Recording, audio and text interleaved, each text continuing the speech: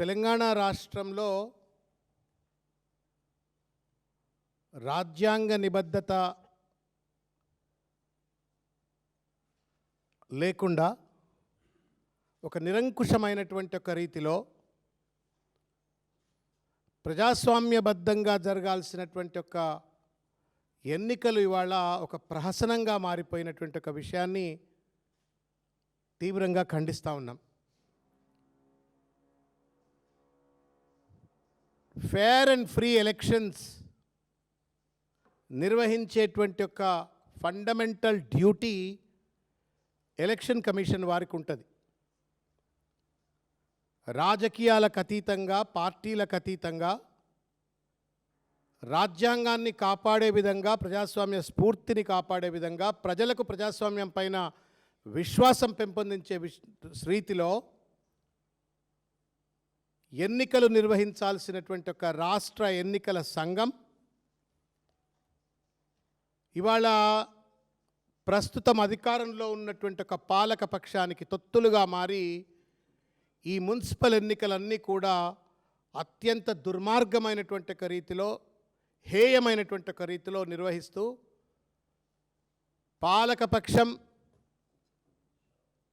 దాడులకు పాల్పడుతున్నా.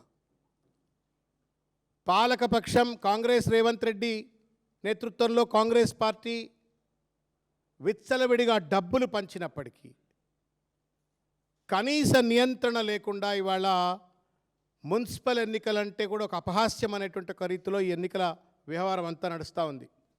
ఓ పక్కన తెలంగాణ వ్యాప్తంగా ఉన్నటువంటి ఒక మున్సిపాలిటీలలో ప్రజలందరూ కూడా ఏకోన్ముఖంగా కేసీఆర్ గారి నాయకత్వాన్ని కోరుకుంటూ బీఆర్ఎస్ పార్టీని గెలుపొందించాలనేటువంటి ఒక ఉత్సాహంతో ఎన్నికల్లో పాల్గొంటున్నటువంటి ఒక ప్రజలను ఇవాళ అదిరించేటట్టుగా, బెదిరించేటట్టుగా ప్రచారంలో పాల్గొంటున్నటువంటి ఒక బీఆర్ఎస్ పార్టీ కార్యకర్తలను దాడులు చేసేటట్టుగా ఇవాళ కాంగ్రెస్ ప్రభుత్వం, కాంగ్రెస్ పార్టీ, రేవంత్ రెడ్డి వీళ్ళంతా వ్యవహరిస్తూ ఉంటే ప్రేక్షక పాత్ర ఇవాళ ఎన్నికల సంఘం, పోలీసులు కూడా ఇవాళ పోషిస్తున్నటువంటి ఒక వైనాన్ని మేము తీవ్రంగా ఖండిస్తూ ఉన్నాం. రైట్ ఫ్రమ్ ద నోటిఫికేషన్ మీరు కనుక కేర్ఫుల్గా చూస్తే మున్సిపల్ ఎన్నికలకు సంబంధించినటువంటి ఒక నోటిఫికేషన్ ఇచ్చినటువంటి మొదటి రోజు నుండి మొదలుకుంటే ఇప్పటి వరకు ఆ నోటిఫికేషన్లో ఏదైతే మొత్తం ఎలక్టోరల్ రోల్ వెరిఫికేషన్ ఒకటే రోజులో చేయాలని చెప్పిన తీరు ఇవన్నీ కనుక చూసినట్టయితే దురదృష్టం, రాష్ట్ర ఎన్నికల సంఘం has indulged in a conspiracy colluded with Revanth Reddy government and then brazenly violating the constitution. ఇది మేము తీవ్రంగా ఖండిస్తూ ఉన్నాం. ఎంత దుర్మార్గానికి ఇవాళ పాలకపక్షానికి, కాంగ్రెస్ పార్టీకి సంబంధించిన పెద్దలు రేవంత్ రెడ్డి ప్రేరేపితులై ఎట్లా వ్యవహరిస్తుండ్రో అనడానికి కొన్ని ఉదాహరణలు నేను మీ ముందుంచే ప్రయత్నం చేస్తాను. ఈరోజు అలియాబాద్ మున్సిపాలిటీ పరిధిలో మేడ్చల్ నియోజకవర్గంలో మాజీ మంత్రి మల్లారెడ్డి గారి పైననే దాడి చేయాలని చెప్పని ప్రయత్నం చేసినారు. అడ్డుకోవడానికి ప్రయత్నం చేసిన కార్యకర్తల పైన రాళ్లతో, కర్రలతో దాడులు చేసి తలకాయలు బలగొట్టి వాళ్ళ క్రూరమైన హింసకు పాల్పడుతుంటే పోలీసులు ప్రేక్షక పాత్ర పోషిస్తున్నటువంటి ఒక విషయాన్ని ఖండిస్తూ ఉన్నాం. రెండవ ఉదంతం, హరీష్ రావు గారు మాజీ మంత్రివర్యులు మంచిర్యాలలో ప్రచారం చేసుకుంటే ప్రచారం చేరిస్తలేరండి. కేతనపల్లి మున్సిపాలిటీ ప్రాంతంలో is it not the responsibility of the director general of police? Is it not the responsibility of the state election commission to ensure that fair and free elections are conducted, to ensure that a free environment is provided for the opposition to conduct democratically and peacefully the campaign? ప్రచారం కూడా చేసుకొనియొద్దని చెప్పని మల్లారెడ్డి మీద దాడి చేస్తారు. నువ్వెట్లా ప్రచారం చేస్తావని చెప్పని హరీష్ రావు గారిని అడుగడుగున అడ్డుకునే ప్రయత్నం చేస్తారు. వారిపైన కూడా పెద్ద ఎత్తున దాడులు చేసేటువంటి ఒక ప్రయత్నం చేసినారు. దానికి ప్రోత్సాహం ఇచ్చింది స్థానికంగా ఉన్న మంత్రులు అని చెప్పని వార్తలు వస్తూ ఉన్నాయి. గుడ్డి గుర్రం పళ్ళు తవ్వుతూ ఉందా ఎన్నికల సంఘం, పోలీసులను మేము అడుగుతూ ఉన్నాం. ఇద్దరు మాజీ మంత్రుల పైన ఇవాళ దాడులు జరిగేటువంటి ఒక పరిస్థితి దిగజారింది అంటే ఈ రాష్ట్రంలో శాంతి భద్రతలు ఉన్నాయా? ఈ రాష్ట్రంలో ఎన్నికలు సజావుగా సాగుతాయా? ఎన్నికల సంఘం రాసిచ్చేయరు, లేకపోతే మొత్తానికి కాంగ్రెస్ పార్టీకి అన్ని మున్సిపాలిటీలు మరిగా ఎందుకు ఎన్నికలు ఇవంతా 100 కోట్ల రూపాయలు ఖర్చు పెట్టి ఇంత పెద్ద ప్రభుత్వ యంత్రాంగం, ప్రజలు, లైన్లు, ప్రచారాలు ఎందుకు మరిగా? మీకు అంత కాంగ్రెస్ పార్టీకి అంత ప్రేమ ఉంటే, అంత ఉలకబోసుకోదలుచుకుంటే మీరు రాసిచ్చేయండి. ఓకే. కొనసాగింపుగా కోదాడలో మామిడి దివ్య అని చెప్పని బీఆర్ఎస్ అభ్యర్థిని కిడ్నాప్ చేసి పడేస్తారు. బెదిరించి బుర్కా వేసుకొని కప్పుకొని ఆ అమ్మాయిని కిడ్నాప్ చేసే ప్రయత్నం చేస్తారు. సాక్షాత్తు స్పీకర్ గడ్డం ప్రసాద్ గారి వికారాబాద్ నియోజకవర్గంలో ఏకగ్రీవంగా బీఆర్ఎస్ పార్టీకి సంబంధించినటువంటి ఒక కౌన్సిలర్లు ఎన్నిక కాగానే బయటికి గుంజుకొచ్చి వాళ్ళని బెదిరించి వాళ్ళకు కాంగ్రెస్ పార్టీ కండువాలు కప్పుతున్నారు.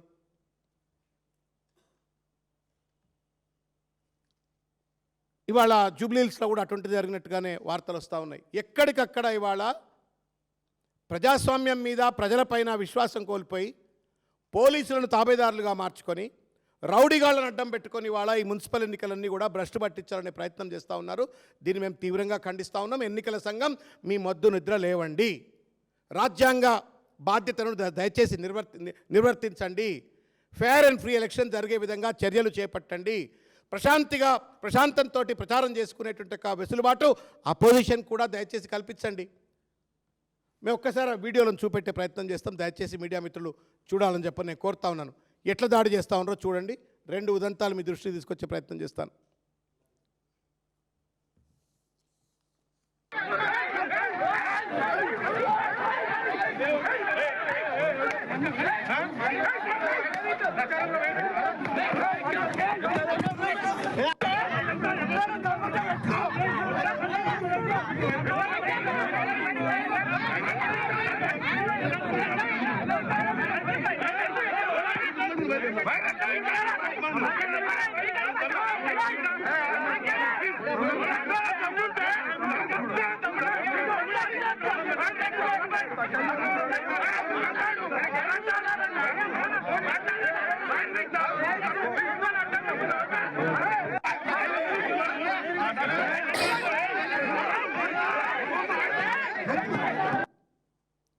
ఇంకోటి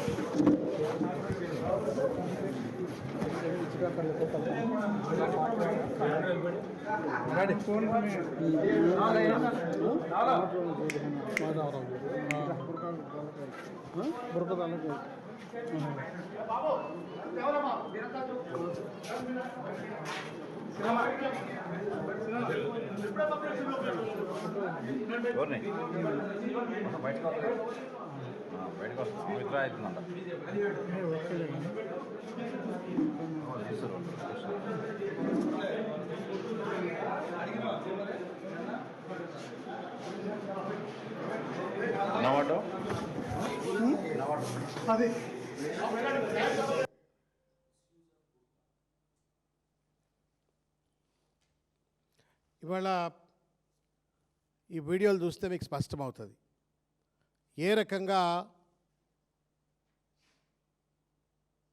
బుర్కా కప్పి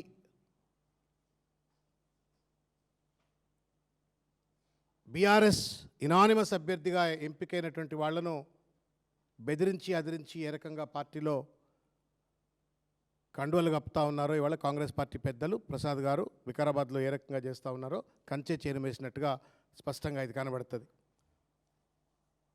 ఇది ఈ రకంగా ఉంటే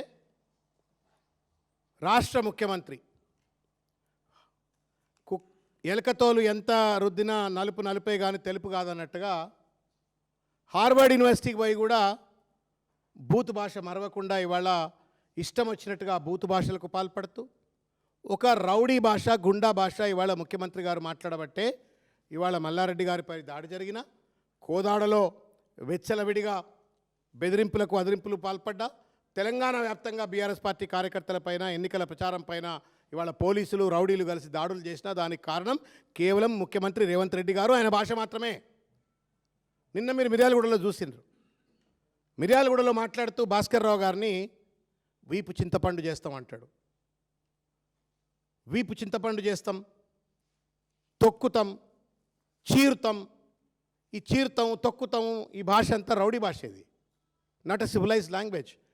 ఒక ముఖ్యమంత్రి హోదాలో ఉండి అట్లా మాట్లాడినప్పుడు మరి ఎన్నికల సంఘం కనీసం నీ భాష మార్చుకోవయా, you are intimidating the people, particularly when the model code of conduct అమల్లో ఉన్నప్పుడు అడ్డమైన భాష ముఖ్యమంత్రి మాట్లాడినట్టయితే, బెదిరింపుల భాష ముఖ్యమంత్రి మాట్లాడినట్టయితే యథారాజా తదా ప్రజా అని చెప్పని కింద ఉన్నట్టుగా కార్యకర్తలు కూడా ప్రేరేపితులైపోయి హింసకు పాల్పడే ప్రమాదం ఉందని చెప్పని హెచ్చరించదా ఎన్నికల కమిషన్? దేశంలో ఏ ఎన్నికల సంఘం లేదా? రాష్ట్ర ఎన్నికల సంఘం లేదా? When a chief minister talks brazen, violent language, ఎన్నికల కమిషన్ ఎందుకు మోడల్ కోడ్ ఆఫ్ కండక్ట్ ఉల్లంఘన అవుతుందని చెప్పని ఎందుకు మాట్లాడరు? అతి తెలివంతా రేవంత్ రెడ్డి సొత్తే అన్నట్టుగా, ఈ ప్రభుత్వం సొత్తైంది అన్నట్టుగా, సర్పంచ్ ఎన్నికలప్పుడు గ్రామాల్లో ఎన్నికలు ఉంటే పక్కనున్న టౌన్లలో మీటింగ్ పెట్టిండు. ఇప్పుడు ఇలా మున్సిపల్ ఎన్నికలు అవుతుంటే పక్కనున్న గ్రామాల్లో మీటింగ్ పెడుతుండు, బండ బూతులు మాట్లాడుతున్నాడు, బెదిరిస్తుండు, అదిరిస్తున్నాడు, రౌడీ భాష వినియోగిస్తుంటే ఎన్నికల సంఘం కనీసం ఒక నోటీస్, ఒక తాకీదు, ఒక కాషన్, నువ్వు ఈ భాష విత్డ్రా చేసుకో, ఇటువంటి భాష మాట్లాడొద్దు, దీనివల్ల శాంతియుత వాతావరణానికి విఘ్నం కలిగి ఎన్నికలు ఫేర్ అండ్ ఫ్రీగా జరగవని చెప్పని చెప్పే కనీస నైతిక బాధ్యత లేదా ఈ ఎన్నికల సంఘానికి అని చెప్పని మేము అడుగుతా ఉన్నాం. మామూలు చిన్న చిన్న కార్యకర్తలు ఏదో సోషల్ మీడియాలో పోస్టింగ్లు పెడితే, తిడితే తీసుకుపోయి కొట్టే పోలీసులు, అడ్డమైన కేసులు పెట్టే పోలీసులు, రేవంత్ రెడ్డి గారు ఇంత పెద్ద ఎత్తున అడ్డమైనటువంటి ఒక బూతులకు, బెదిరింపులకు పాల్పడుతుంటే, మల్లారెడ్డి గారు లాంటి మాజీ మంత్రి పైన దాడులకు పాల్పడుతూ ఉంటే, హరీష్ రావు గారు లాంటి ఒక సీనియర్ నాయకుడి ప్రచారాన్ని విచ్చలవిడిగా ఎక్కడికక్కడ అడ్డుకుంటుంటే, గుడ్డిగుర్రం పళ్ళు అవుతుందా ఈ పోలీసులు, ఎన్నికల సంఘం? మీరు రాజ్యాంగానికి రక్షకులా, రేవంత్ రెడ్డికి రక్షకులా? మీరు you have to decide first whether you are the protectors of the constitution or the protectors of only Revanth Reddy. మీ జీతాలు ఇచ్చేది రేవంత్ రెడ్డి గారు కాదు, మీ జీతాలు ఇచ్చేది మేము, మీరు, మనం అందరం. ప్రజలు ఇస్తారు జీతాలు. మీకు వచ్చే జీతాలు ప్రజల యొక్క రక్తం నుండి వచ్చేటు ట్యాక్స్ పే నుండి వచ్చినట్టు జీతాలు. అవి ప్రజలకు బాధ్యులుగా ఉండాలా, చట్టానికి, రాజ్యాంగానికి బాధ్యులు ఉంటాయి. మేము రేవంత్ రెడ్డికి బాధ్యత వహిస్తాం, రేవంత్ రెడ్డి తరఫుదారు చేస్తామని చెప్పని ఒక రౌడీ రాజ్యాన్ని, రౌడీ ఎన్నికలు ఇవాళ తెలంగాణలో కొనసాగుతూ ఉన్నాయి. దీన్ని దయచేసి మేము పోలీసులకు చేతులెత్తి నమస్కారం చేసి విజ్ఞప్తి చేస్తూ ఉన్నాం. We are proud of Telangana police at one point of time. రాష్ట్ర ఎన్నికల సంఘం రాజ్యాంగంకి లోబడి పనిచేయాలా. దయచేసి మీరు మల్లారెడ్డి గారి పైన దాడి చేసిన వాళ్ళైనా, లేదు హరీష్ రావు గారి పైన దాడి చేసే ప్రయత్నం చేసి అడ్డుకున్నటువంటి వాళ్ళైనా, లేకపోతే కోదాడలో జరిగిన ఉదంతం కానీ, వికారాబాద్లో కానీ, తెలంగాణ వ్యాప్తంగా జరుగుతున్నటువంటి విచ్చలవిడి డబ్బులు మాస్తున్నారు, బెదిరిస్తున్నారు, అదిరిస్తున్నారు, బ్లాక్మెయిల్ చేస్తున్నారు. దయచేసి వాళ్ళందరిపైన చర్యలు తీసుకోవాలని చెప్పని చేతులెత్తి నమస్కారం చేసి నేను విజ్ఞప్తి చేస్తూ ఉన్నాను. ఇకపోతే నవ్వాలనా ఏడవాలనా అర్థం కావట్లే. ఆయన పేరేంటి? అరకపూడి గాంధీ, నిజామాబాద్. ఇది all India Telangana Pradesh Congress committee letter. నిన్నటిదాకా స్పీకర్ గారు తెలంగాణ సమాజం అంతా చూడాలా, రాజకీయ వ్యభిచారానికి పాల్పడుతున్నటువంటి రేవంత్ రెడ్డి ప్రభుత్వ వైఖరికి ఇది స్పష్టమైనటువంటి ఒక నిదర్శనం. ఇది రాజకీయ వ్యభిచారానికి పాల్పడుతూ పచ్చి అబద్ధాలతో ప్రజలను మోసం చేస్తూ రాజ్యాంగాన్ని ఖూనీ చేస్తున్నటువంటి రేవంత్ రెడ్డి గారి యొక్క ప్రభుత్వ వైఖరికి నిదర్శనం ఇది. నిన్ననే స్పీకర్ గారు ఏం చెప్పినారు? 2-3 రోజుల కింద అరకపూడి గాంధీ గారు ఏమన్నా పార్టీ మారిండా? పార్టీ మారిండు ప్రజల దృష్టిలో, పార్టీ ఫిరాయించిండు ప్రజల దృష్టిలో, స్పీకర్ దృష్టిలో ఫిరాయించలే. ప్రకాష్ గౌడ్, తెల్లా వెంకట్రావు, వీళ్ళ ముగ్గురిని with the approval of Ms. Meenakshi Natarajan ji, AACC in charge, Telangana, the following party functionaries appointed as coordinators for the municipal corporations elections 2026 with immediate effect. Following party functionaries, Rahul Gandhi Doota Meenakshi Natarajan approval to నేను ఈ ఫంక్షనరీస్ని appoint చేస్తున్నా అని చెప్పిన ఆయన TPCC అధ్యక్షులు మహేష్ గౌడ్ గారు. ఎవరే ఈ ఘనాపాటి మనుషులు అంటే అండ్ల పేర్లను చూస్తే అరకపూడి గాంధీ, నిజామాబాద్ జిల్లాల అరకపూడి గాంధీని నిజామాబాద్కు పంపుతారు. తర్వాత ప్రకాష్ గౌడ్ని షాద్ నగర్కి పంపుతారు, తెల్లా వెంకట్రావుని ఇల్లెందుకు పంపుతారు? సిగ్గుండాలండి ఇది. This is an insult to the constitution, democracy. Rajiv గాంధీని అవమానిస్తానారండి వీళ్ళు. మాకరియా ఇదేమైనా తమాషా, పిల్లల పరస్కాలు అవి? డిఫెక్షన్ పిటిషన్కు స్పీకర్ ఏమంటాడు? పార్టీలు మారలేదంటాడు. మరి పార్టీలు మారినాడు పార్టీ ఫంక్షన్ ఎట్లయితారు మహేష్ గౌడ్ గారు? సమాధానం చెప్పండి. పార్టీలు మారినోడిని మీ పార్టీ ఫంక్షనరీకి ఎట్లా చూపెడతారు? ఇది వంచన కాదా? మోసం కాదా? కూని కాదా? ఇది వ్యభిచారం కాదా? Immoral, unethical. తెలంగాణ సమాజం దయచేసి ఈ రాజకీయ వ్యభిచారులకు తగిన గుణపాఠం చెప్పాలని చెప్పని నేను కోరుతా ఉన్నాను. పార్టీ మారినోళ్ళే కాదు, పార్టీ మారిన తర్వాత కూడా పార్టీ మారలేదని చెప్పని తాకీదులు జారీ చేస్తున్న వాళ్ళైనా వాళ్ళ మద్దతు ఇస్తున్నటువంటి రేవంత్ రెడ్డి గారి ప్రభుత్వ పెద్దలందరికీ కూడా దయచేసి మున్సిపల్ ఎన్నికల్లో కర్రు కాల్చి వాత పెట్టాలని చెప్పని ఎన్నికల సంఘం దయచేసి ఇటువంటి యొక్క చిల్లర ప్రయత్నాలు, this is also violation of you know the basic ethics of elections అండి ఇవి. ఇంతకుముందే ఎవరో ఈ పత్రికా సమావేశానికి ముందే ఎవరో చెప్పినారు, ఒక వ్యక్తికి అట్లా టికెట్ వచ్చింది అని చెప్పని. ఇది పార్టీ అధిష్టానం దృష్టిలో ఇమీడియట్గా పెట్టినాము. తప్పనిసరిగా పార్టీ సహేతుకమైనటువంటి ఒక నిర్ణయం తప్పనిసరిగా తీసుకుంటుంది. అయితే ఇవాళ కొన్ని పత్రికా సమావేశాలు కూడా చూసినా నేను. చాలా ఆవేశంతో కొంతమంది మాట్లాడుతున్నారు, కొంతమంది చాలా వ్యూహాత్మకంగా మాట్లాడుతున్నారు. ఏదో బీఆర్ఎస్ పార్టీని దోషిగా నిలబెట్టాలా, బోన్లో పెట్టాలని చెప్పని వాళ్ళు మాట్లాడుతున్నారు. నేను అడుగుతా ఉన్నాను వీళ్ళను, అసలు దొంగ ఎవరండి? 42% రిజర్వేషన్లు ఇస్తా అని చెప్పని మోసానికి గురి చేసింది ఎవడు? ఈ రాష్ట్ర ముఖ్యమంత్రి, ఈ రాష్ట్ర ప్రభుత్వం. 42% రిజర్వేషన్ ఇస్తా అని చెప్పని 2 సంవత్సరాల గురించి 200 కోట్ల రూపాయలు ఖర్చు పెట్టి 2 కోట్ల మంది జనాభాకు సంబంధించిన ఒక అంశం పైన బిల్లులపైన బిల్లులు, అసెంబ్లీ సమావేశాలపైన సమావేశాలు, ఆర్డినెన్స్లపైన ఆర్డినెన్స్లు, జంతర్ మంతర్లో డ్రామాలు అన్నీ చేసి దొడ్డిదారిన దొంగ జీవోలు పట్టుకొచ్చి కోర్టులో కనీసం కొట్లాడకుండా, ఆ జీవోలను కాపాడకుండా 42% రిజర్వేషన్ ఇవ్వకుండా మోసం చేసింది రేవంత్ రెడ్డి. మీరు అసలోని వదిలిపెట్టి కొసరోని గురించి దయచేసి మాట్లాడకండి, నవ్వుతారు. మీకుండే రాజకీయ ప్రాబల్యము, విఘ్నత అవి కూడా నవ్వుతారు. మాధవరెడ్డి ముచ్చట టీఆర్ఎస్ పార్టీ చూసుకుంటుంది, ఎట్టి పరిస్థితుల్లో ఏం చేయాలి, ఎట్లా చేయాలని చెప్పని. అసలుకే రాకుండా, రిజర్వేషన్లు రాకుండా ప్రజలను వంచనకు గురి చేసి, నటించి, మోసం చేసి, నోట్లో మన్ను కొట్టిన రేవంత్ రెడ్డికి కర్రుగాల్చి ఫస్ట్ వాతబెట్టరి. పోయి ఆయన ఇంటి ముందు ధర్నా చేయరు, నేను కూడా వస్తా. ఇలా సామాజిక న్యాయం అని మాట్లాడుతున్నావు, పెద్ద మనుషులు కనబడుతున్నారు. బీసీ రిజర్వేషన్ చాలామంది చాలా మాట్లాడుతున్నారు. పోదాం పండి రేవంత్ రెడ్డి ఇంటి దగ్గరికి, మేము కూడా వస్తాం అందరం. ఒక నల్లబాలు అని చెప్పని ఒక సోషల్ మీడియా వాలంటీర్కు కేసుల్లో ఇరికించాలని చెప్పని ఈ రాష్ట్ర ప్రభుత్వం ఒక చిన్న పిచ్చుక మీద బ్రహ్మాస్త్రం అంటాం చూసినరా. నల్లబాలును లొంగ తీసుకోవడం కోసం, నల్లబాలును దోషిగా చూపెట్టాలని చెప్పని ఆయన పేరేం పేరు bus Siddhartha Luthra, one of the most costly lawyers. వాడు నిలబడితే ₹1 కోటి ఇవ్వాలి, ఇట్లా లేచి నిలబడితే ₹1 కోటి ఇవ్వాలి. కోటి, 1 కాదు 2 కాదు. మనోళ్ళు అయితే మన జీవితం అంతా బతకొచ్చు ఆ ₹1 కోటి ఇచ్చి నల్లబాలు మీద యుద్ధం చేస్తాడు రేవంత్ రెడ్డి. నల్లబాలును దోషిగా నిలబెట్టడం కోసం ప్రజల సొమ్మును ₹1 వాడి సుప్రీంకోర్టులో వాదించిన, అయినా మూతి మీద దాన్ని అది వేరు ముచ్చట. Supreme court has given an appropriate verdict, అది వేరు ముచ్చట. నల్లబాలుకు వ్యతిరేకంగా ₹1 ఖర్చు పెట్టగలిగి